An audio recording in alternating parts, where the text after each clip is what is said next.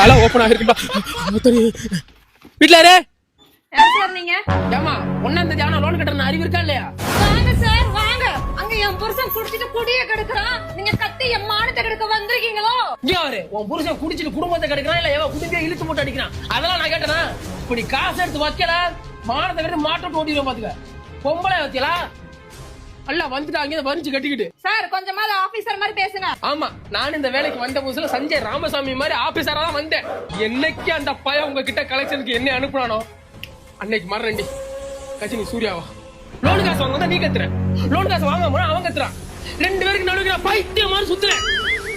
தவறு இந்த மட்டும் எனக்கு லோன் காசு தரல கணக்கு தடுத்து செத்துருண்டி. சாவுங்க sir. Hello Siva, amount collect பண்ணிட்டீங்களா? வாங்கல சார். நீங்க அமௌண்ட் மட்டும் கலெக்ட் பண்ணாம நீங்க வேலையை விட்டு தூக்கிடுவேன். நீ என்ன வேலையை விட்டு தூக்குறது? நானே நிக்கிறேன் சார். அதுக்கு ஒரு நிமிஷம்.